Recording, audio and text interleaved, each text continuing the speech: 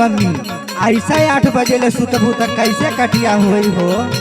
ता का करी हो, दिन भर तक काम करते रहिला, अब रातियों में ना सूती 4 बजे उठा देला। अरे तो गेहुआ ना कटी। देखा हमसे कटनी वटनी ना होई। काहे इतना खिसियाइल बाड़ू हो? काहे इतना गुस्सा में बोलत बाड़ू? इतना काम करीला चली खेतों में करे। तू ना करबू तो के करी हो? तो मलाई लगा के कटवाला ना, सुना हमसे ना होई। सुना सुनावा। आसो हम शिवानिया के करब न कटनिया, सुनाए रह जाओ, हाँ सुनाए रह जाओ, जब लदह बना झोलनिया सुनाए रह जाओ। यही वजह गुस्साइल हो। करवावे ना देवे के पूछो ना, अब तक बनता कुछ ना मंगनी, हमका झोलनी जरूर चाहिए। अरे पागल चिंता मत कर, असो लिया दे तो के झूलनी ले, झूलनिया में लेबी।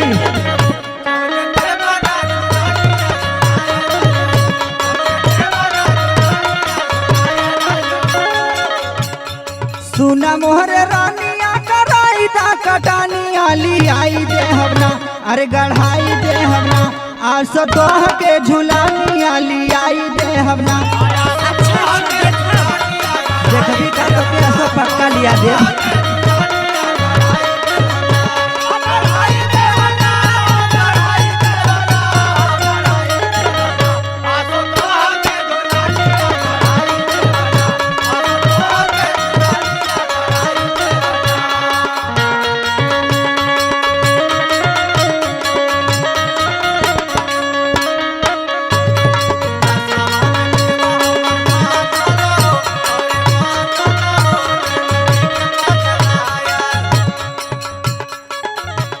हर साल के ये बहाना चलेला कि लेके आई लेके, लेकिन करता कुछ ना।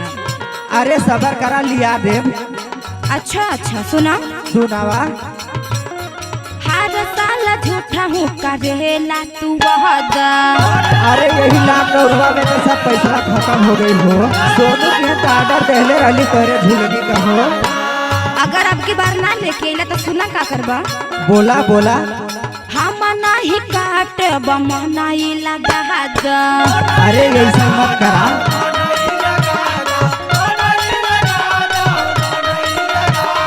हर साल झूठा ही करेला तू वादा, हम नहीं काट बमनाई लगा दा।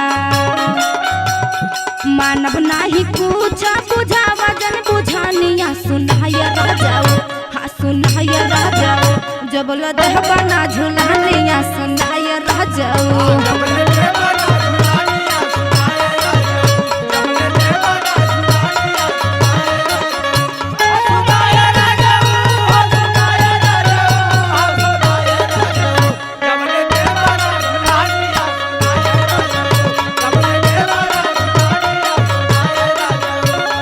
अरे पागल वही डाड़े मनीष विशाल का कट गया, आपन कहिया कटी? बताई करिया करिया बादल घिरले, अगर बरस दी तो कुल फसल बर्बाद हो जाई न।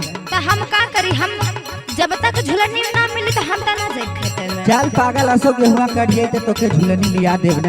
अच्छा सुन बतावत है। कुलिया फसल बर्बाद होई रानी,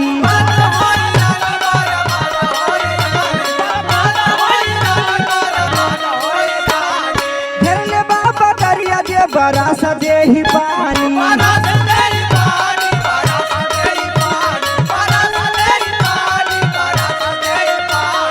हो खाना नाराज ऐसे ये हमारे धानिया लियाई दे हमना, अरे गढ़ाई दे हमना, और सो तोह के झुलानिया लियाई दे हमना। चला देख कितना बढ़ाईबा।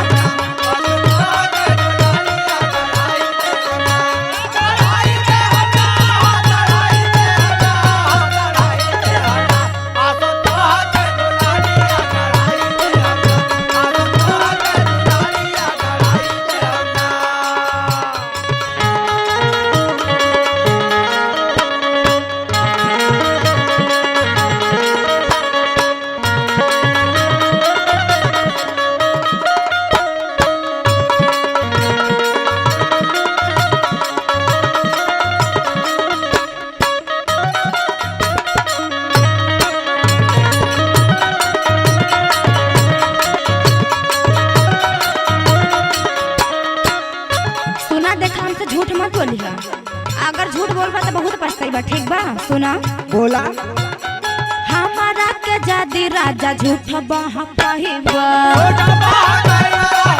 हो सच्चो कहत है से जिया पे रसमनी से प्यार के न पाइबा ई बात बा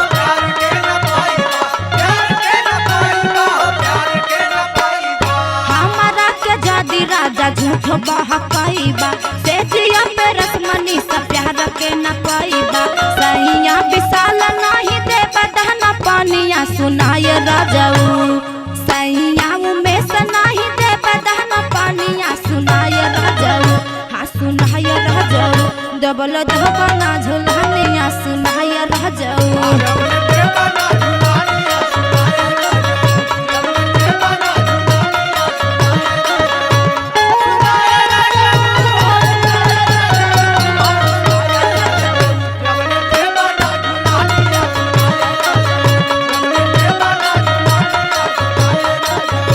आसो तोहा के झुलानिया लियाई दे हमरा आसो तोहा के झुलानिया गढ़ाई दे हमरा जबल दहबाना झुलनिया सुनाय राजाऊ आसो तोहा के झुलानिया लियाई दे हमरा जबल दहबाना झुलनिया सुनाय राजाऊ आसो तोहा के झुलानिया लियाई दे हमरा जबल दहबाना झुलनिया सुनाय राजाऊ हमके अब की बार जरूर चाहिए।